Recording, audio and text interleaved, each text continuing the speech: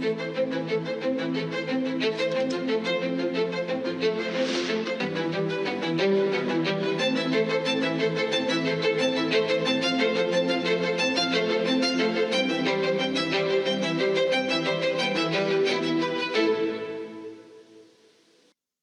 प्यारे देशवासियों, नमस्कार। आज बहुत पावन दिन पर मुझे आपसे मन की बात करने का अवसर मिला है। आज चैत्र माह के शुक्ल पक्ष की प्रतिपदा तिथि है। आज से चैत्र नवरात्र की शुरुआत हो रही है। आज से भारतीय नववर्ष का भी आरंभ हो रहा है।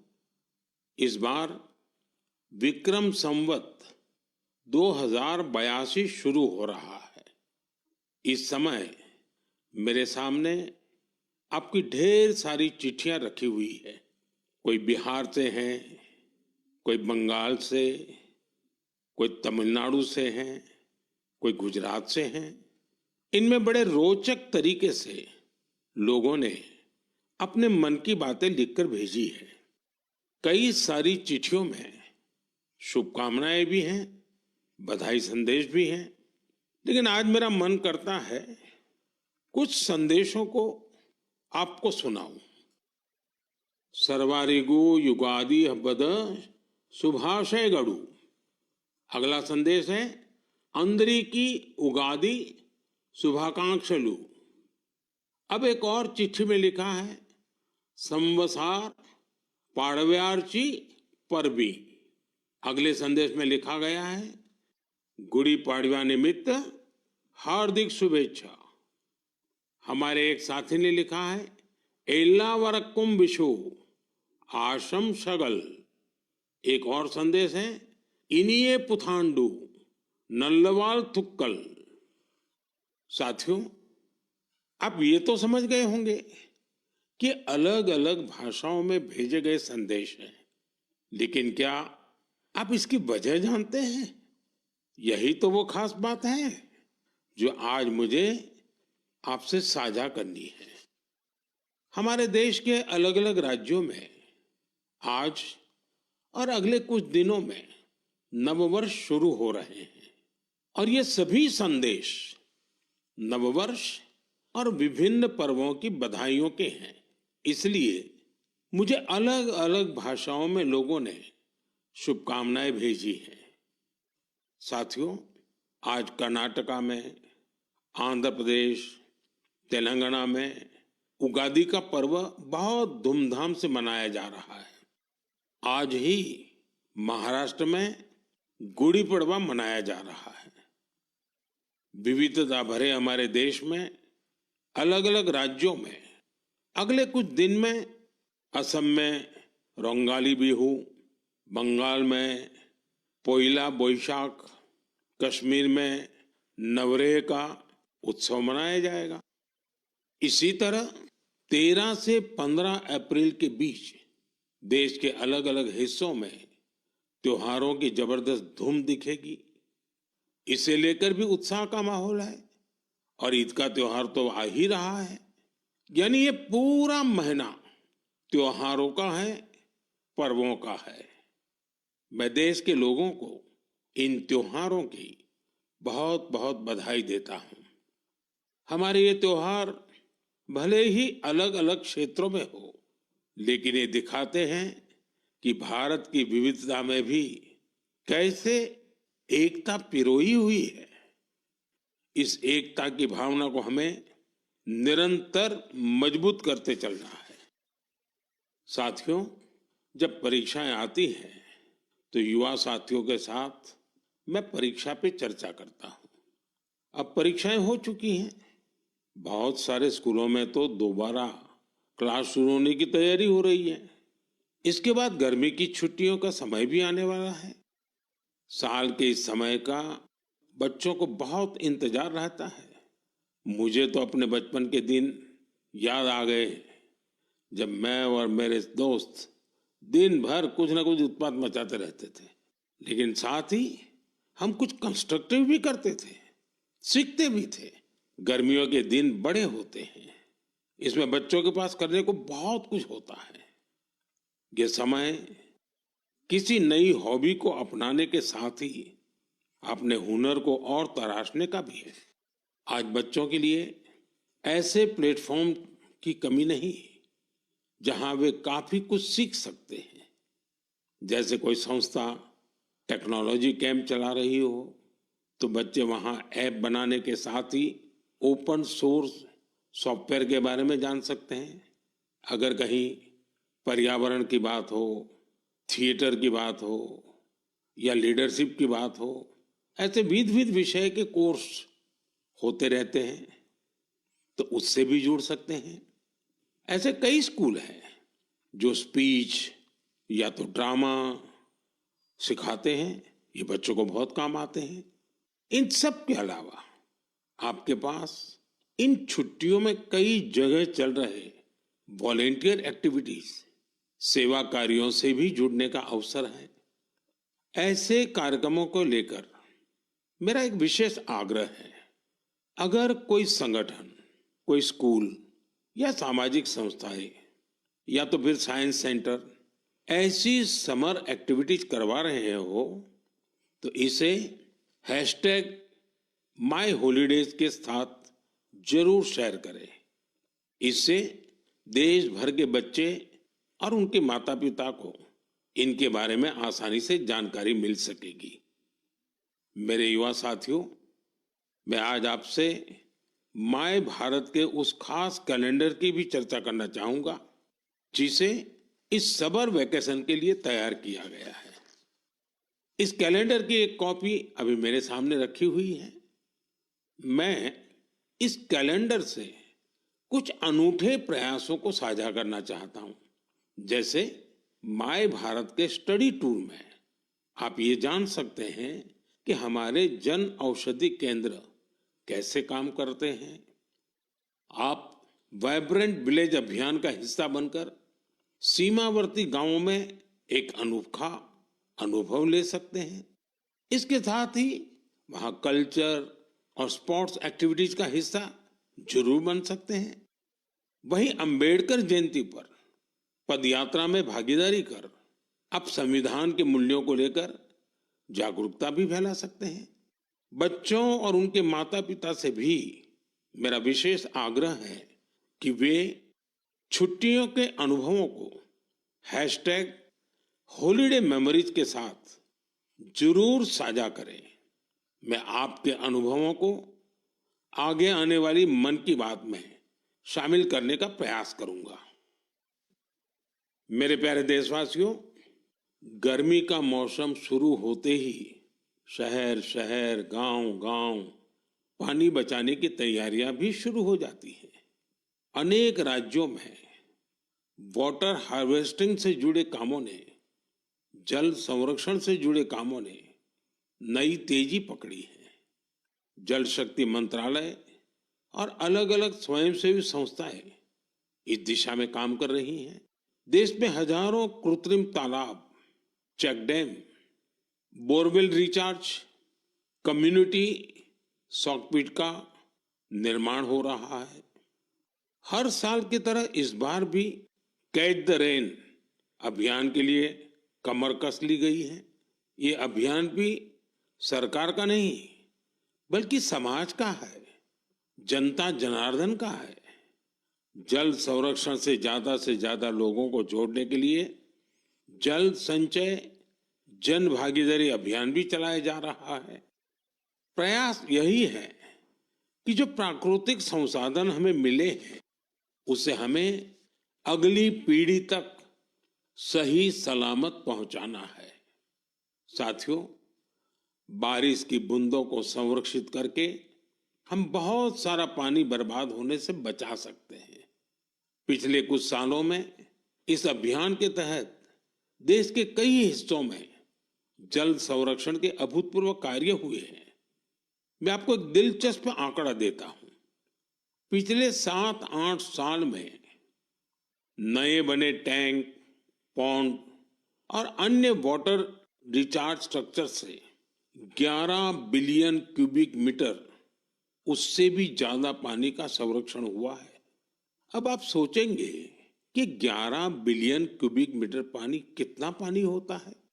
साथियों, भाखड़ा नांगल बांध में जो पानी जमा होता है उसकी तस्वीरें तो आपने जरूर देखी होगी। ये पानी गोविंद सागर झील का निर्माण करता है। इस झील की लंबाई ही 90 किलोमीटर से ज्यादा है। इस झील में भी 9-10 बिलियन क्यूबिक मीटर से ज्यादा पानी संरक्षित नहीं हो सकता है। सिर्फ 9-10 बिलियन क्यूबिक मीटर। और देशवासियों ने अपने छोटे छोटे प्रयास से देश के अलग अलग हिस्सों में 11 बिलियन क्यूबिक मीटर पानी के संरक्षण का इंतजाम कर दिया है ना ये शानदार प्रयास। साथियों, इस दिशा में कर्नाटका के गडक जिले के लोगों ने भी मिसाल कायम की है। कुछ साल पहले यहाँ के 2 गांवों की झीलें पूरी तरह सूख गई। एक समय ऐसा भी आया जब वहां पशुओं के पीने के लिए भी पानी नहीं बचा। धीरे धीरे झील घास फूस और झाड़ियों से भर गई। लेकिन गांव के कुछ लोगों ने झील को पुनर्जीवित करने का फैसला किया और काम में जुट गए। और कहते हैं ना, जहां चाह वहां राह। गांव के लोगों के प्रयास देखकर आसपास की सामाजिक संस्थाएं भी उनसे जुड़ गई। सब लोगों ने मिलकर कचरा और कीचड़ साफ किया और कुछ समय बाद झील वाली जगह बिल्कुल साफ हो गई। अब लोगों को इंतजार है बारिश के मौसम का। वाकई ये कैच द रेन अभियान का शानदार उदाहरण है। साथियों, आप भी सामुदायिक स्तर पर ऐसे प्रयासों से जुड़ सकते हैं। इस जन आंदोलन को आगे बढ़ाने के लिए आप अभी से योजना जरूर बनाइए।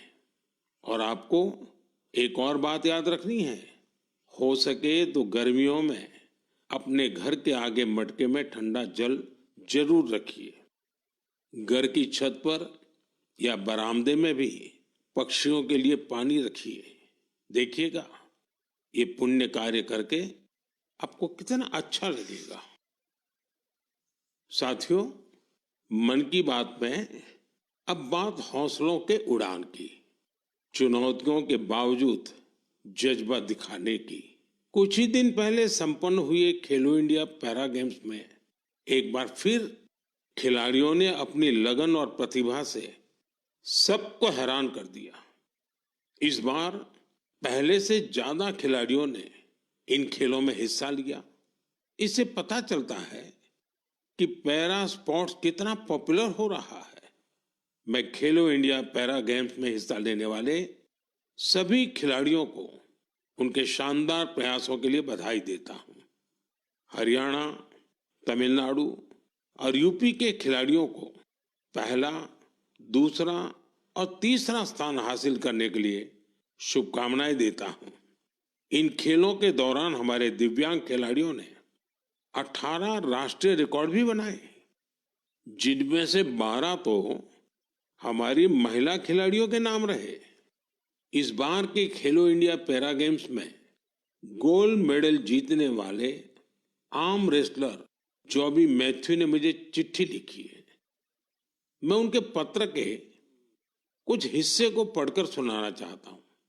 उन्होंने लिखा है, मेडल जीतना बहुत खास होता है, लेकिन हमारा संघर्ष सिर्फ पोडियम पर खड़े होने तक सीमित नहीं है। हम हर रोज एक लड़ाई लड़ते हैं। जीवन कई तरीके से हमारी परीक्षा लेता है। बहुत कम लोग हमारे संघर्ष को समझ पाते हैं। इसके बावजूद हम साहस के साथ आगे बढ़ते हैं। हम अपने सपनों को पूरा करने में जुटते हैं। हमें ये विश्वास रहता है कि हम किसी से कम नहीं हैं। वाह जॉबी मैथ्यू, आपने कमाल लिखा है, अद्भुत लिखा है। इस पत्र के लिए मैं आपका आभार व्यक्त करता हूं। मैं जॉबी मैथ्यू और हमारे सभी दिव्यांग साथियों से कहना चाहता हूं कि आपके प्रयास हमारे लिए बहुत बड़ी प्रेरणा है। साथियों, दिल्ली में एक और भव्य आयोजन ने लोगों को बहुत प्रेरणा दी है, जोश से भर दिया है। एक इनोवेटिव आइडिया के रूप में पहली बार फिट इंडिया कार्निवल का आयोजन किया गया। इसमें अलग अलग क्षेत्रों के करीब 25,000 लोगों ने हिस्सा लिया। इन सभी का एक ही लक्ष्य था, फिट रहना और फिटनेस को लेकर जागरूकता फैलाना। इस आयोजन में शामिल लोगों को उनके स्वास्थ्य के साथ साथ पोषण से जुड़ी जानकारियां भी मिली। मेरा आग्रह है कि आप अपने क्षेत्रों में भी इसी तरह के कार्निवल का आयोजन करें। इस पहल में माय भारत आपके लिए बहुत मददगार बन सकता है। साथियों, हमारे स्वदेशी खेल अब पॉपुलर कल्चर के रूप में घुल मिल रहे हैं। मशहूर रैपर हनुमान काइंड को तो आप सभी जानते ही होंगे। आजकल उनका नया सॉन्ग रन इट अप काफी फेमस हो रहा है। इसमें कलारियापट्टू, गतका और थांगता जैसी हमारी पारंपरिक मार्शल आर्ट्स को शामिल किया गया है। मैं हनुमान काइंड को बधाई देता हूं कि उनके प्रयास से हमारी पारंपरिक मार्शल आर्ट्स के बारे में दुनिया के लोग जान पा रहे हैं। मेरे प्यारे देशवासियों, हर महीने मुझे माय गॉव और नमो ऐप पर आपके ढेरों संदेश मिलते हैं। कई संदेश मेरे मन को छू लेते हैं तो कुछ गर्व से भर देते हैं। कई बार तो इन संदेशों में हमारी संस्कृति और परंपराओं के बारे में अनोखी जानकारी मिलती है। इस बार जिस संदेश ने मेरा ध्यान खींचा उसे मैं आपसे साझा करना चाहता हूं। वाराणसी के अथर्व कपूर, मुंबई के आर्यश लिखा और अत्रेय मान ने मेरी हाल की मॉरिशस यात्रा पर अपनी भावनाएं लिखकर भेजी है। उन्होंने लिखा है, इस यात्रा के दौरान गीत गवई की परफॉर्मेंस से उन्हें बहुत आनंद आया। पूर्वी उत्तर प्रदेश और बिहार से आए बहुत सारे पत्रों में मुझे ऐसी ही भावुकता देखने को मिली है। मॉरिशस में गीत गवई की शानदार परफॉर्मेंस के दौरान मैंने वहां जो महसूस किया वो वाकई अद्भुत है। साथियों, जब हम जड़ से जुड़े रहते हैं तो कितना ही बड़ा तूफान आए, तूफान हमें उखाड़ नहीं पाता।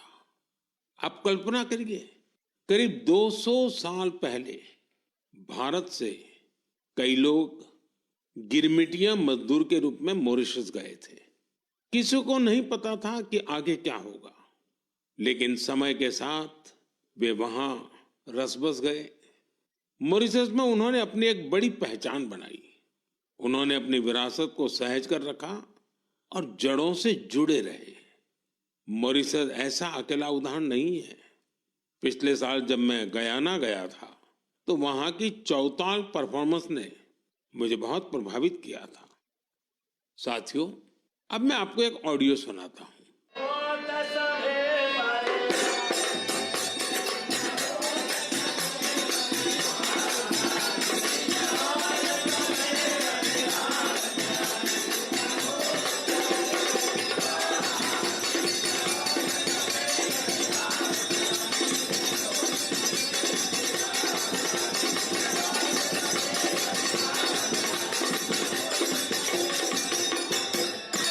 आप जरूर सोच रहे होंगे कि ये तो हमारे देश के किसी हिस्से की बात है, लेकिन आपको यह जानकर हैरानी होगी कि इसका संबंध फिजी से है। यह फिजी का बहुत ही लोकप्रिय फगवा चौताल है। ये गीत और संगीत हर किसी में जोश भर देता है। मैं आपको एक और ऑडियो सुनाता हूं।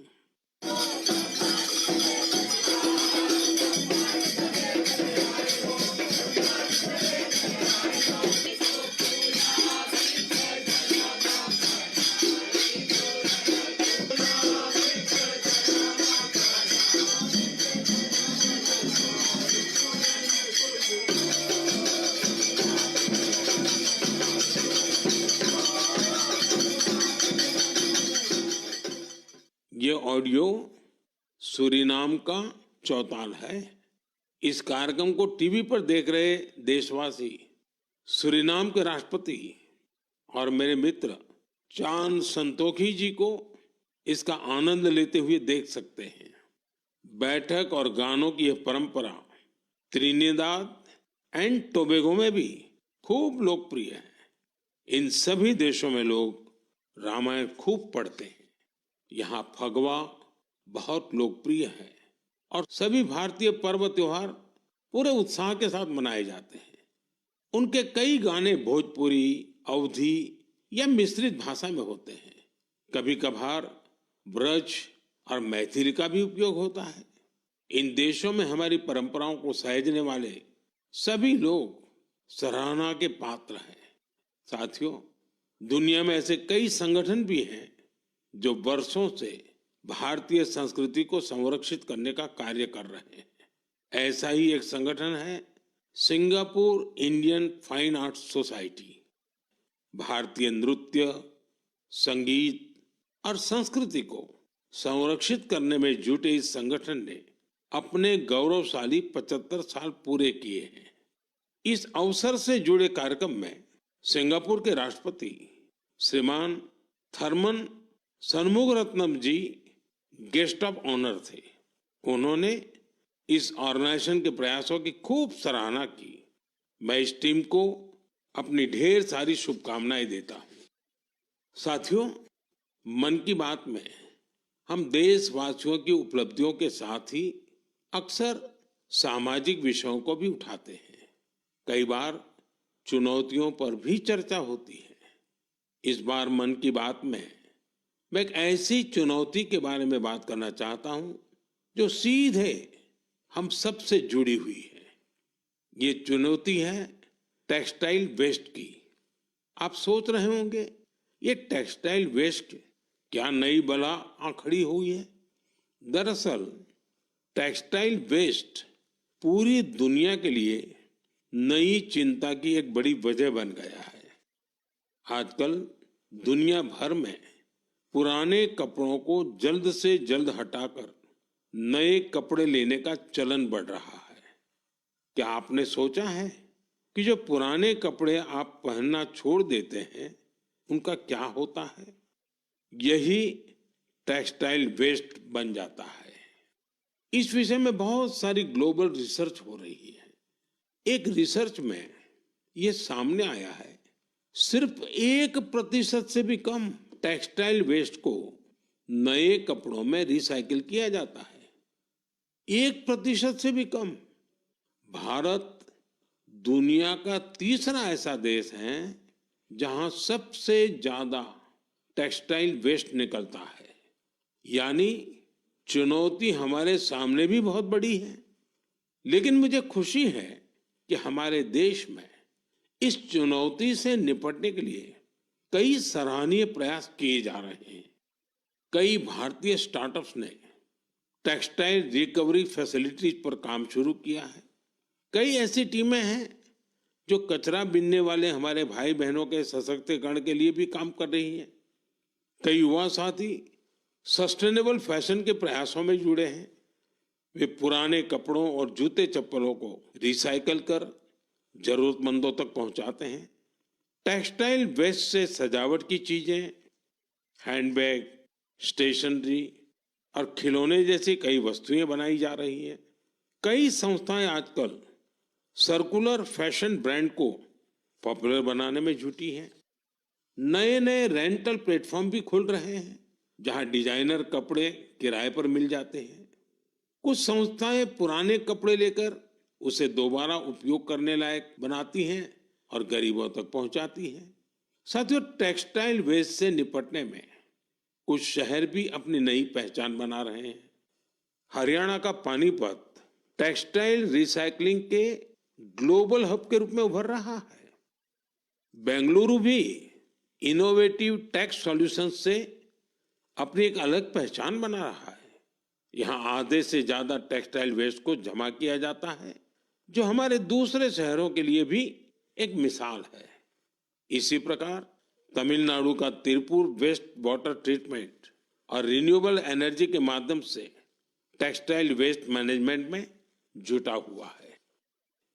मेरे प्यारे देशवासियों, आज फिटनेस के साथ साथ काउंट का बड़ा रोल हो गया है। एक दिन में कितने स्टेप्स चले इसका काउंट, एक दिन में कितनी कैलोरीज खाई इसका काउंट, कितनी कैलोरीज बर्न की इसका काउंट। इतने सारे काउंट्स के बीच एक और काउंटडाउन शुरू होने वाला है, इंटरनेशनल योगा डे का काउंटडाउन। योग दिवस में अब 100 दिन से भी कम समय रह गया है। अगर आपने अपने जीवन में अब तक योगा को शामिल नहीं किया है तो अब जरूर कर लीजिए, अभी देर नहीं हुई है। 10 साल पहले 21 जून 2015 को पहला अंतर्राष्ट्रीय योग दिवस मनाया गया था। अब तो इस दिन ने योग के एक विराट महोत्सव का रूप ले लिया है। मानवता को भारत की ओर से यह एक ऐसा अनमोल उपहार है जो भविष्य की पीढ़ी के बहुत काम आने वाला है। साल 2025 के योग दिवस की थीम रखी गई है, yoga for one earth one health, यानी हम योग के जरिए पूरे विश्व को स्वस्थ बनाने की कामना करते हैं। साथियों, यह हम सबके लिए गर्व करने वाली बात है कि आज हमारे योग और ट्रेडिशनल मेडिसिन को लेकर पूरी दुनिया में जिज्ञासा बढ़ रही है। बड़ी संख्या में युवा योग और आयुर्वेद को वेलनेस का एक बेहतरीन माध्यम मानकर इसे अपना रहे हैं। अब जैसे साउथ अमेरिका का देश चिली है, वहां आयुर्वेद तेजी से लोकप्रिय हो रहा है। पिछले साल मैं ब्राजील की यात्रा के दौरान चिली के राष्ट्रपति से मिला था। आयुर्वेद की इस पॉपुलैरिटी को लेकर हमारे बीच काफी चर्चा हुई थी। मुझे सोमोस इंडिया नाम की टीम के बारे में पता चला है। स्पेनिश में इसका अर्थ है वी आर इंडिया। यह टीम करीब 1 दशक से योग और आयुर्वेद को बढ़ावा देने में जुटी है। उनका फोकस ट्रीटमेंट के साथ साथ एजुकेशनल प्रोग्राम्स पर भी है। वे आयुर्वेद और योग से संबंधित जानकारियों को स्पेनिश लैंग्वेज में ट्रांसलेट भी करवा रहे हैं। सिर्फ पिछले वर्ष की बात करें तो उनके अलग अलग इवेंट्स और कोर्सेज में करीब 9,000 लोगों ने हिस्सा लिया था। मैं इस टीम से जुड़े सभी लोगों को उनके इस प्रयास के लिए बहुत बहुत बधाई देता हूं। मेरे प्यारे देशवासियों, मन की बात में अब एक चटपटा सा और अटपटा सा सवाल। आपने कभी फूलों की यात्रा के बारे में सोचा है? पेड़ पौधों से निकले कुछ फूलों की यात्रा मंदिरों तक होती है। कुछ फूल घर को सुंदर बनाते हैं, कुछ इत्र में घुलकर हर तरफ खुशबू फैलाते हैं। लेकिन आज मैं आपको फूलों की एक और यात्रा के बारे में बताऊंगा। आपने महुआ के फूलों के बारे में जरूर सुना होगा। हमारे गांवों और खास करके आदिवासी समुदाय के लोग इसके महत्व के बारे में अच्छी तरह जानते हैं। देश के कई हिस्सों में महुआ के फूलों की यात्रा अब एक नए रास्ते पर निकल पड़ी है। मध्य प्रदेश के छिंदवाड़ा जिले में महुआ के फूल से कुकीज बनाए जा रहे हैं। राजाखो गांव की 4 बहनों के प्रयास से ये कुकीज बहुत लोकप्रिय हो रहे हैं। इन महिलाओं का जज्बा देखकर एक बड़ी कंपनी ने इन्हें फैक्ट्री में काम करने की ट्रेनिंग दी। इनसे प्रेरित होकर गांव की कई महिलाएं इनके साथ जुड़ गई हैं। इनके बनाए महुआ कुकीज की मांग तेजी से बढ़ रही है। तेलंगाना के आदिलाबाद जिले में भी 2 बहनों ने महुआ के फूलों से नया एक्सपेरिमेंट किया है। वो इनसे तरह तरह के पकवान बनाती हैं जिन्हें लोग बहुत पसंद करते हैं। उनके पकवानों में आदिवासी संस्कृति की मिठास भी है। साथियों, मैं आपको एक और शानदार फूल के बारे में बताना चाहता हूं और इसका नाम है कृष्ण कमल। क्या आप गुजरात के एकता नगर में स्टैच्यू ऑफ यूनिटी को देखने गए हैं? स्टैच्यू ऑफ यूनिटी के आसपास आपको ये कृष्ण कमल बड़ी संख्या में दिखेंगे। ये फूल पर्यटकों का मन मोह लेते हैं। ये कृष्ण कमल एकता नगर के आरोग्य वन, एकता नर्सरी, विश्व वन और मियावाकी फॉरेस्ट में आकर्षण का केंद्र बन चुके हैं। यहाँ योजनाबद्ध तरीके से लाखों की संख्या में कृष्ण कमल के पौधे लगाए गए हैं। आप भी अपने आसपास देखेंगे तो आपको फूलों की दिलचस्प यात्राएं दिखेगी। आप अपने क्षेत्र में फूलों की ऐसी अनोखी यात्रा के बारे में मुझे भी लिखिएगा।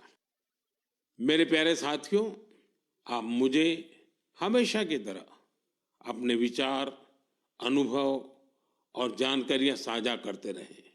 हो सकता है आपके आसपास कुछ ऐसा हो रहा हो जो सामान्य लगे, लेकिन दूसरों के लिए वो विषय बहुत रोचक और नया होगा।